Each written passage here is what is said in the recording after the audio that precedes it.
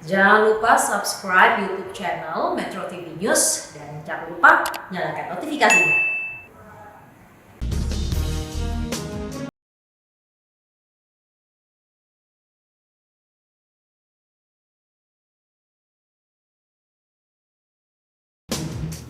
Selamat pagi pemirsa, isu seputar hubungan Indonesia dengan Israel selalu menjadi isu sensitif. Naik turun diplomasi Indonesia-Israel tidak bisa dilepaskan dari perjuangan kemerdekaan Palestina.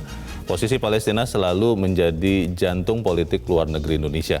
Pemirsa, nilai editorial Media Indonesia di hari ini Kamis 17 Desember 2020 dengan tema Palestina Harga Mati bersama saya Leonard Samosir, dan kami juga menunggu partisipasi Anda melalui sambungan telepon di 0215839900 dan Twitter @mediaindonesia. Dan pemirsa, pagi ini telah hadir di studio Metro TV Ketua Dewan Redaksi Media Group Usman Kansong. Bang Usman, selamat pagi. Selamat pagi, Leo. Sehat-sehat, Bang? Sehat, Leo. Kita bicara soal bagaimana hubungan Indonesia-Israel, tapi sebelumnya kita lihat dulu, Bang Usman, ada beberapa berita yang menjadi perhatian media Indonesia untuk hari ini. Yang pertama, ini adalah headline di media Indonesia untuk hari ini.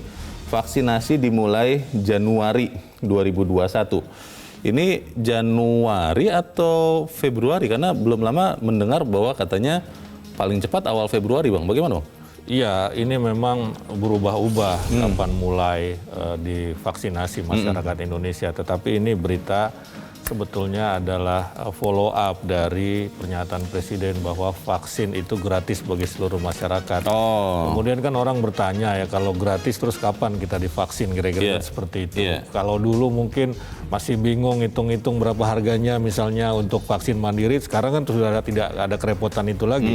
Jadi mestinya bisa lebih cepat begitu loh, bisa lebih cepat, tetapi memang kita kan baru dapat 1,2 ya, nanti akan juta dapat, dosis ya? Iya, 1,2 juta, nanti akan dapat 2,8. Ini kan vaksinnya 2 kali kita. Nah, nanti kita harus berhitung memang polanya seperti apa. Tetapi memang saya kira harus cepat lah. Ya, Amerika sudah mulai, Uni Emirat Arab sudah mulai.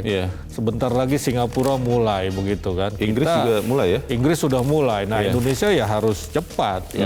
Jadi kendala-kendala yang menghambat itu segera saja ditangani, misalnya soal halal begitu kan. Itu segeralah ya, segera dibantu ya. Sebetulnya kan kalau vaksin itu dalam kondisi darurat mestinya bisa segera dilakukan dalam konteks halal haram itu begitu. Karena ini menunjang kehidupan. Ya, baik. Semoga kejelasan semakin jelas karena Indonesia ini kan ada di ribuan pulau, jutaan orang, kan bukan perkara mudah, Bang, untuk menyuntik vaksin nanti ya. prosesnya juga akan sulit. Ya, jadi karena itu ya semakin cepat. Karena ini faktor pemulihan ekonomi juga ada di vaksin kan. Betul. Kita akan pantau sama-sama dan setiap hari Anda bisa melihat perkembangannya. Kita tinggalkan berita itu pemirsa, dan Bang Usman, kita ke halaman 2, halaman dalam di harian Anda. Ini terkait dengan korban aksi terorisme. Kompensasi 39 miliar rupiah bentuk kehadiran negara. Ini maksudnya kompensasi untuk siapa, Bang? Ya, untuk korban terorisme. Ya, ada yang kena bom barangkali begitu, kemudian menderita menjadi berkebutuhan khusus ya. Misalnya mengalami luka-luka. Selain itu juga yang sifatnya psikologi ya, trauma itu perlu dikasih kompensasi ya. Betul. Memang tidak bisa membantu 100%, apalagi ahli warisnya kan, karena sudah meninggal ya. Tidak bisa lagi begitu. Tetapi ini saya kira menunjukkan komitmen negara ya untuk mengurangi katakanlah beban dari korban terorisme dan ahli warisnya juga begitu. Ini sesuatu yang bagus begitu. Iya, kehadiran negara ya. Iya, kehadiran negara. Baik, masalah kehadiran negara itu juga menjadi bahasan kita juga di dalam editorial, Bang Usman dan pemirsa. Hari ini, pagi ini judulnya adalah Palestina Harga Mati. Ini memang sesuatu yang mengejutkan ini, Bang Usman, karena walaupun kemarin Kementerian Luar Negeri, Menteri Luar Negeri sudah mengatakan tidak ada niat Indonesia untuk membangun hubungan diplomatik dengan Israel, tapi kok tiba-tiba ada berita ini, Bang? Bagaimana nih, Bang? Iya, berita ini itu kan memang diawali ketika beberapa negara Muslim, Uni Emirat Arab, kemudian Bahrain, kemudian Sudan, dan terakhir adalah Maroko. Ya, ada 4 negara Muslim, tambah lagi satu lagi Bhutan, begitu. Nah kemudian ini ada rentetan. Maksudnya mereka menjalin hubungan? Iya, sudah membuka hubungan Diplomatik dengan Israel atau menormalisasi atau memulihkan begitu. Terus kemudian muncul berita Oman dan Indonesia katanya, itu menurut Jerusalem Post, beberapa media di Israel memang membuat berita ini begitu. Nah ini memang mengejutkan kita begitu. Ya jadi kita kan kemudian harus mengantisipasi ini. Ya ini jangan-jangan testing the water juga di tes.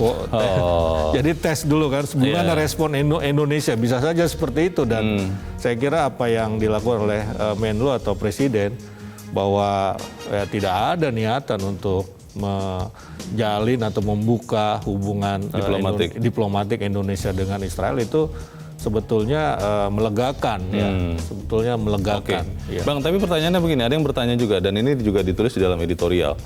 Kalau kemudian misalnya Israel mengakui Palestina dan Palestina bisa merdeka, hidup berdampingan misalnya begitu, apakah sikap Indonesia ini masih akan tetap sama? Kita akan bahas dalam nilai editorial Media Indonesia untuk hari ini, Kamis 17 Desember 2020, Palestina harga mati.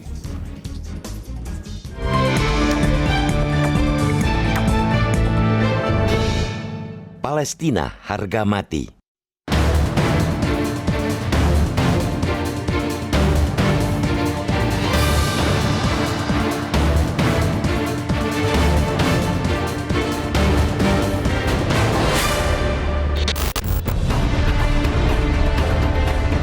Isu seputar hubungan Indonesia dengan Israel selalu menjadi isu sensitif.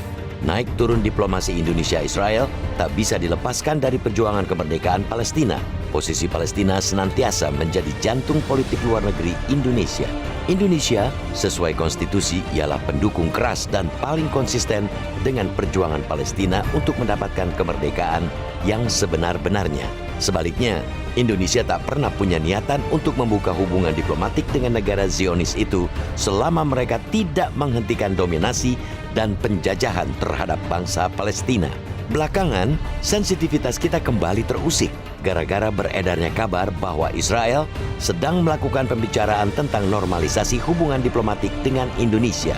Tentu saja ini mengagetkan, karena kita tahu selama ini komitmen Presiden Joko Widodo begitu tebal untuk tidak berdamai dan menjalin hubungan dengan Israel.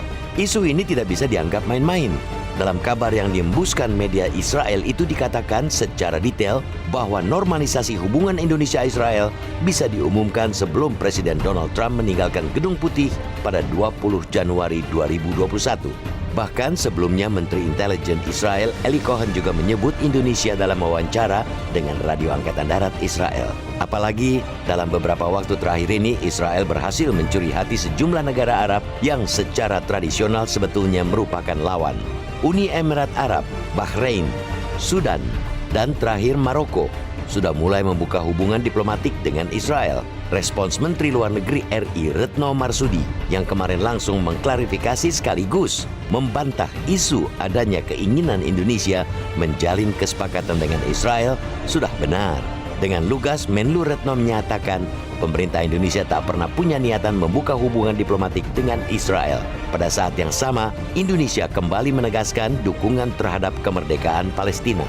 Akan tetapi, pada sisi yang lain, pemerintah semestinya juga terusik untuk menggali lebih dalam mengapa tiba-tiba isu perdamaian dengan Israel ini terangkat.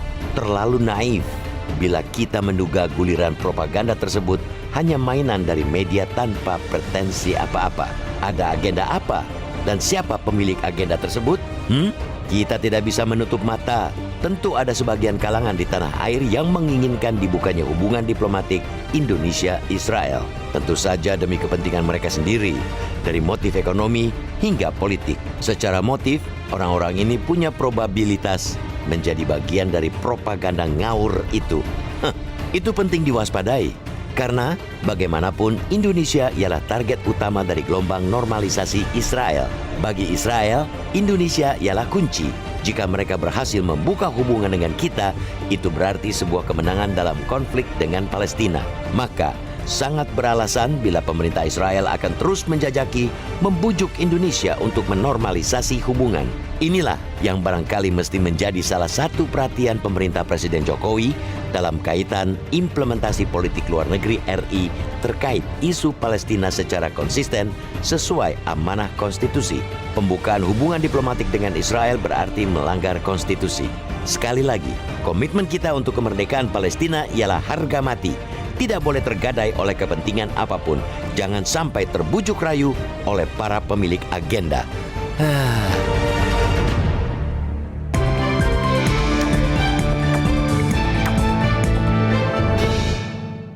Anda bisa ikut menyatakan pendapat Anda di bagian berikut selepas jeda pemirsa, dan saat ini tetaplah bersama kami.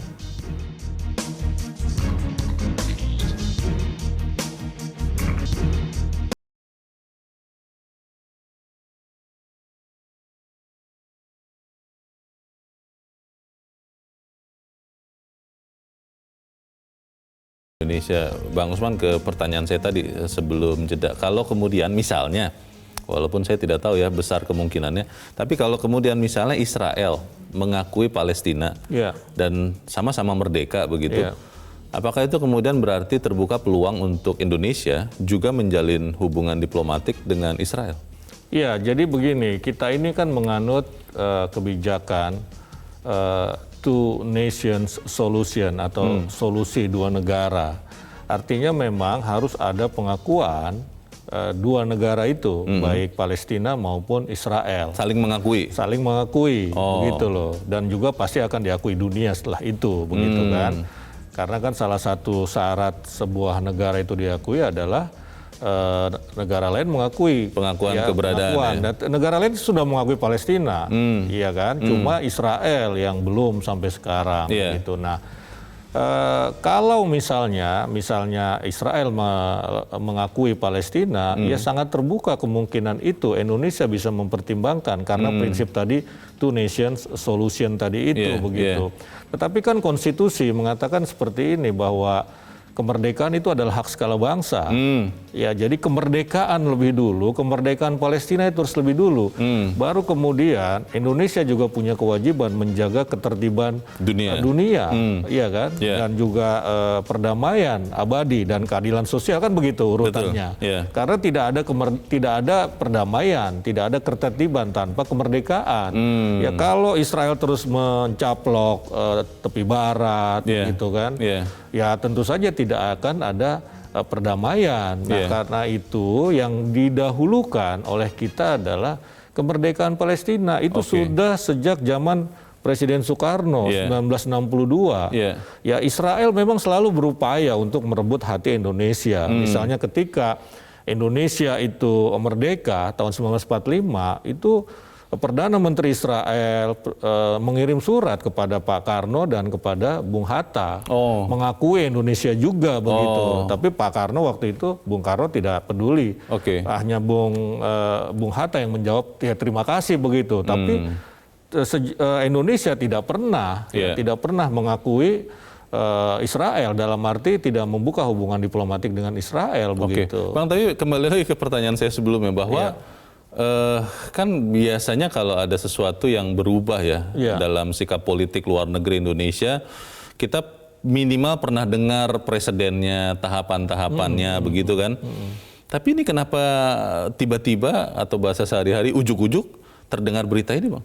Iya, ini juga yang menjadi pertanyaan kita, begitu kan. Karena itu ya kita harus mengantisipasinya. Istilahnya kan tidak ada api kalau tidak ada asap, ya. Terbalik. Terbalik. Tidak ada asap kalau tidak ada api. Jadi itu kita harus melihat itu. Nah, tetapi sekarang asapnya ini dari mana, kan begitu. Ya bisa jadi sebetulnya ini dari kerja-kerja Donald Trump, kan. Donald Trump ini kan yang melakukan kebijakan meng-approach negara-negara Timur Tengah ataupun negara Muslim ya untuk membuka hubungan diplomatik dengan Israel. Dengan Israel. Ada negosiasi di situ. Misalnya Sudan, ya. Sudan ini itu tempat Liga Arab dulu mendeklarasikan 3 tidak. Tidak ada negosiasi dengan Israel, tidak ada mengakui, tidak ada damai dengan Israel waktu itu. Di Sudan waktu itu? Di Sudan, di Khartoum, ibu kotanya. Oke. Tapi kemudian kenapa Sudan yang begitu jadi tempat, ini kan simbol kan? Simbol perlawanan negara-negara Arab terhadap Israel. Tetapi dia mengakui, ini kan jadi pertanyaan juga. Oh rupanya Sudan mendapat kompensasi dari Amerika, dia dicoret sebagai negara sponsor terorisme. Sudan itu kan termasuk warga negaranya yang dilarang ke Amerika oleh Trump dari 6 negara kan begitu. Ya kemudian apa? Maroko misalnya. Maroko itu Amerika mengakui kedaulatan Maroko atas Sahara Barat. Sahara Barat itu daerah konflik lah di Maroko. Pertanyaannya adalah dinamika ini kira-kira bagaimana bisa kita sikapi supaya masyarakat juga jangan salah mengira dan salah mengikuti. Tapi kita harus jeda dahulu. Bang Usman dan pemirsa tetap bersama kami. Editorial Media Indonesia segera kembali.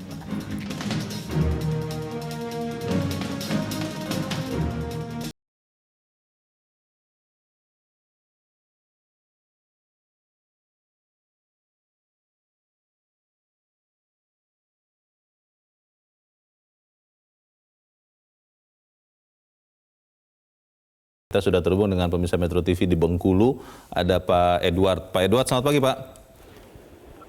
Selamat pagi Bung Leonard, selamat pagi Bung Usman, selamat pagi Pak Edward. Iya, bagaimana Pak? Saya 2 poin yang saya soroti. Yang pertama, saya salut dengan pemerintah yang cepat tanggap menanggapi hal yang sangat sensitif ini dengan membuat pernyataan tegas bahwa sesuai dengan Undang-Undang Dasar Negara kita, bahwa kita mengharapkan kemerdekaan, hak merdeka untuk setiap bangsa, dan kita tidak pernah akan membuat jalinan hubungan diplomatik dengan Israel. Itu penting karena isu ini dijual digoreng. Di saat ini kita tahu 2/3 teroris sudah ditangkap. Ini mereka menjual isu-isu agama. Padahal 96% penduduk Indonesia ini Muslim. Saya heran. Ada pembela Islam yang mana? 98-90% penduduk Indonesia Islam. Gak usah dibela, Islam semua pokoknya. Saya mohon maaf, ini Bung Leonard, mungkin Bung Leonard beda agama dengan saya. Ini yang saya sesalkan. Nah, isu ini sangat, itu yang pertama. Yang kedua, tadi ada isu-isu kepentingan politik dan kepentingan ekonomi. Ada jalinan hubungan ekonomi. Mereka juga mengembuskan, kebetulan mereka numpang dengan ada sekelompok orang-orang yang menjual isu agama. Nah, ini akan digoreng jadi hangat sehingga jadi letupan-letupan kecil dari yang mulai muncul. Densus 88 sudah mendeteksi hal-hal ini dan pemerintah sudah mendeteksi hal-hal ini sehingga tokoh-tokohnya harus didiamkan, ditiarapkan supaya mereka tidak ada gerakan. Nah, kita harapkan Indonesia ini maju. Indonesia ini adalah negara yang mendapat barokah karena terjadi dari multi bangsa, multi suku, tapi bisa bersatu dengan baik. Tidak ada minoritas dan mayoritas di sini, semuanya berjalan dengan baik, adalah bangsa Indonesia. Baik, terima kasih Pak Edward di Bengkulu. Selamat pagi Pak. Di belakang Pak Edward ada Pak Nugroho di Jakarta. Pak Nugroho, selamat pagi. Selamat pagi Bung Usman, selamat pagi Bung Leonard. Selamat pagi Pak, silakan Pak. Metro pagi ini mengangkat bola panas Pak. Bola panas ya Pak? Isu Israel itu adalah sentral konflik dunia Pak. Iya.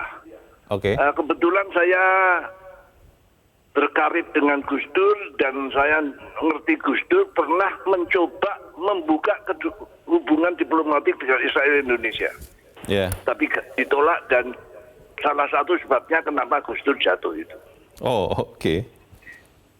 Yang kedua, saya tahun 2012 bulan Februari bersama dengan 12 tokoh agama Indonesia dan 12 tokoh agama Amerika itu bergabung dalam misi perdamaian Timur Tengah.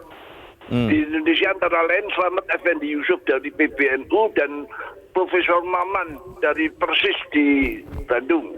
Saya Kristen. Nah, kami melihat ke sana 18 hari, tim kami terhormat diterima oleh Shimon Peres, Presiden Israel di Tel Aviv, dan diterima oleh Abbas di Ramallah. Jadi kami dapati bahwa sebenarnya rakyat Israel dan rakyat Palestina itu sudah bosan perang. Maka waktu itu sesuai dengan apa yang pernah saya dapat dari Gus Dur, Ya. Itu solusinya two state for two nation. Oke. Two state nation ya. Tetapi ada ganjalannya, Pak. Oh. Semua setuju. Simon Peres setuju, Abbas setuju. Ganjalannya cuma satu, Pak. Yang Apa, sampai Pak? sekarang belum selesai. Yerusalem harus jadi ibu kota mereka masing-masing. Berebut Yerusalem. Ibu kota bersama begitu ya? Ibu kota sendiri itu milik dia pokoknya. Nah sebenarnya kalau bisa adalah ibu kota bersama. Oh, oke. Tetapi tidak ada jalan keluar tuh Pak. Sampai akhirnya kami ke New York, waktu itu Ya. kami diterima di Capitol. Karena ini timnya adalah tim PBB. Ya. Maka tidak ada solusi Pak Oke. tentang Yerusalem. Hanya satu Baik. yang agak nampaknya ada solusi Pak. Ya. Tawaran dari Vatikan Pak. Oke. Baik. Terima kasih Pak Nugroho. Juga terima kasih untuk berbagi cerita dulu bagaimana berusaha menjalankan misi perdamaian. Terima kasih.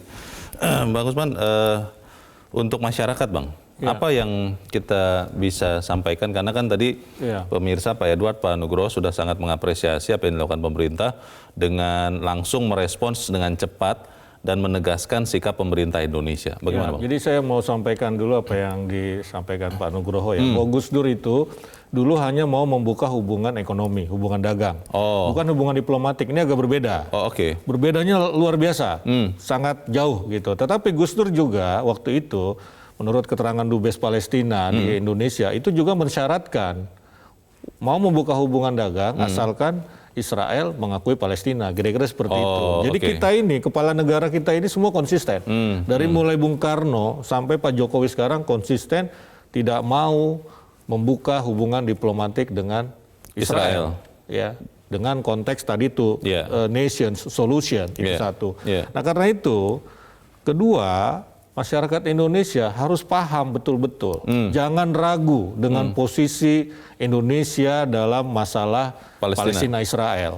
Jadi Indonesia akan tetap mendukung kemerdekaan Palestina. Ya, baru kemudian two nations solution tadi atau two states solution itu.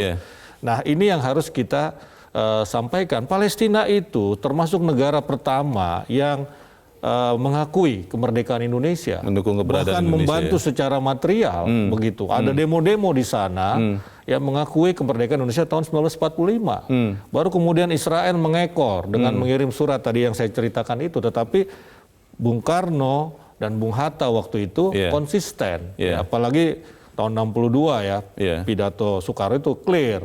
Ya, jadi kita tidak akan mengakui Israel karena kita menjalankan konstitusi, kemerdekaan adalah hak segala bangsa. Pak Edward tadi mengatakan diduga ini, saya terus terang belum melihat sih di media sosial, terutama ya biasanya, ini menjadi isu yang dalam tanda petik digoreng begitu Bang? Ya, ada seperti itu, ya, walaupun tidak begitu masif, mungkin ada yang lebih menarik lagi digoreng, kasus misalnya penahanan Pak Rizik misalnya begitu, atau penembakan 6 laskar, ya begitu. Nah, tapi ada, ya salah satunya adalah yang saya baca ya ketidakpercayaan bahwa kepada Indonesia pemerintah. itu, ya bahwa Indonesia itu tetap teguh dalam kebijakannya terkait dengan Palestina Israel. Jadi itu yang kita mau sampaikan, jangan ragukan itu.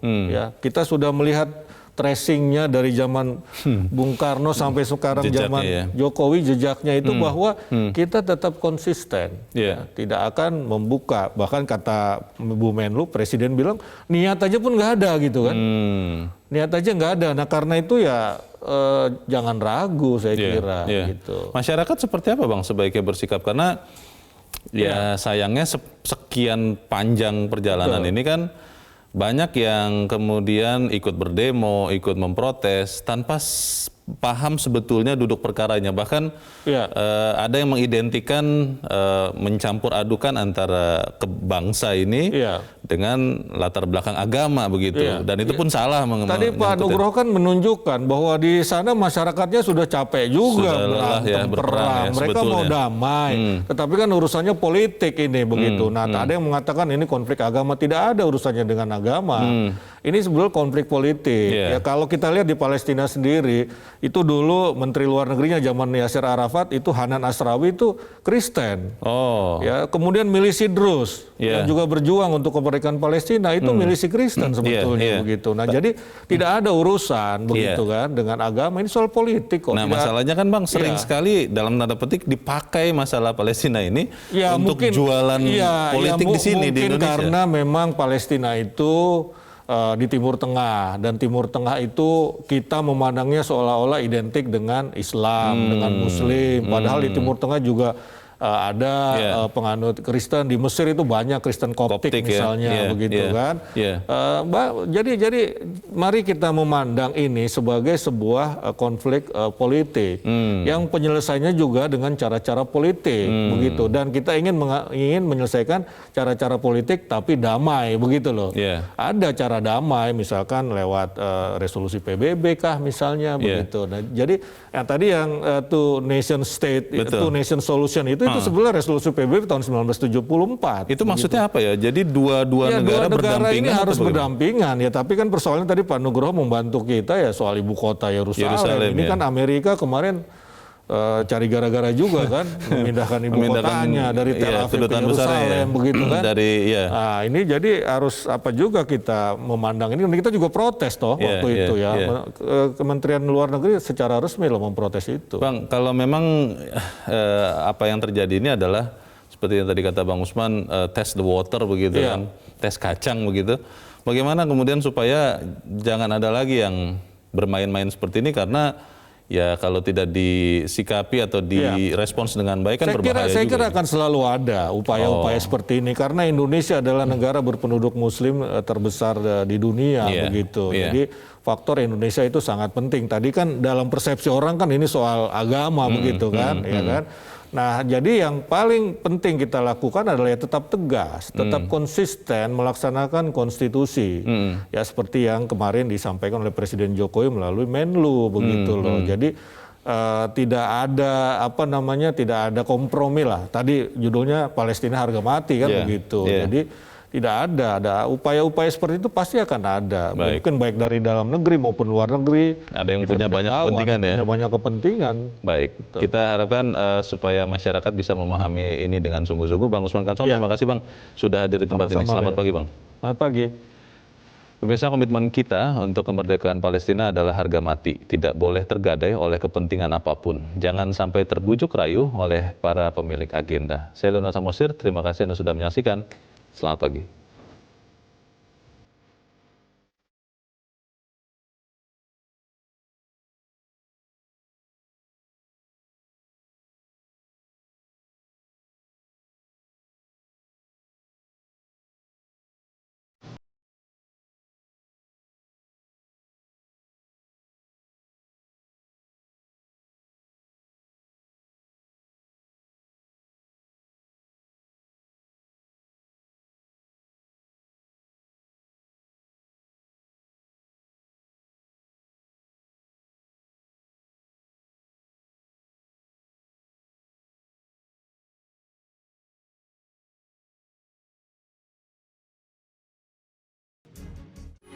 Metro TV, knowledge to elevate.